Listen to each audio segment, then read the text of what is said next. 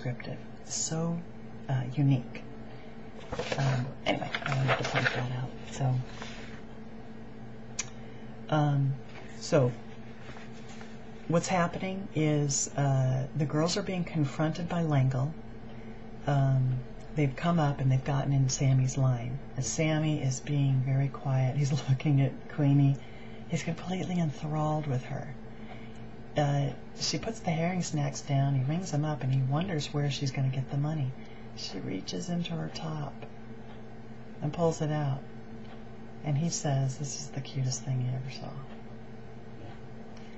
Now he's actually, he's not turning into this raging hormonal kid. He's actually growing quite fond of them. There's sort of you see, it's a subtle transformation up until this point with Sammy, but you see him just, he knows, he's making assumptions about who Queenie is, but they're pretty much dead on.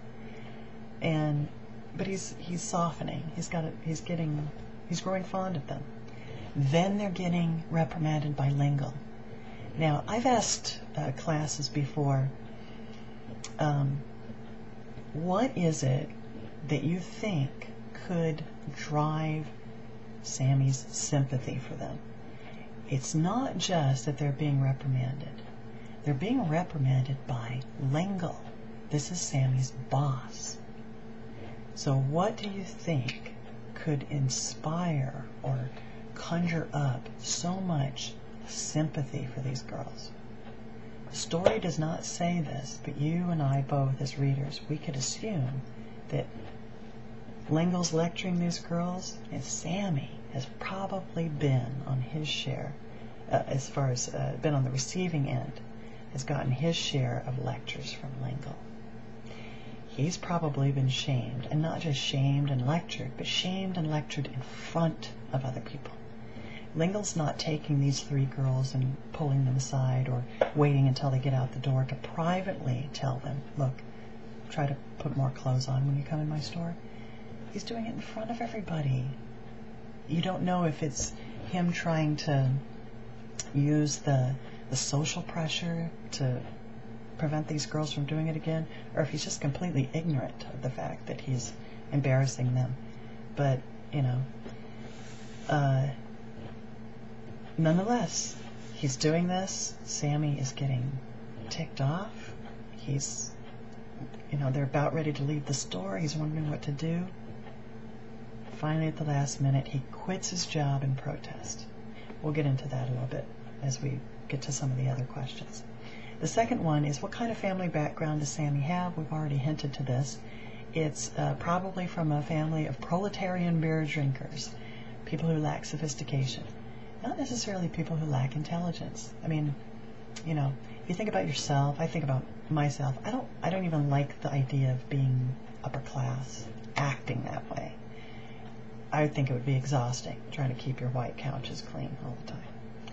I like backyard barbecues, things like that, and this is the kind of atmosphere that Sammy was exposed to with his family, his friends. Queenie is probably quite different, but at any rate, they're collecting their free cups that you get with a fill-up of gas, and they're using that for lemonade, that sort of thing. Okay, so pretty average, down-to-earth people, small-town folks. The third question, how does Updike characterize McMahon's reaction to the girls? How does his description compare with McMahon's job at the A&P? This is important. When you, as you're reading the story, you come to find out that McMahon is the butcher, and I've mentioned him before, and he's the one who directs the girls to where the herring snacks are.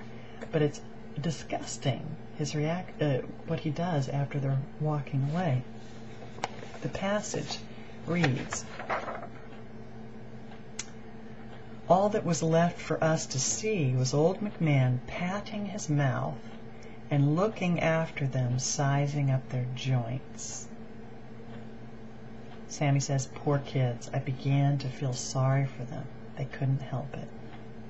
That the girls are young. When you read, they're quite young. They're maybe right at the very beginning of adolescence, if not prepubescent.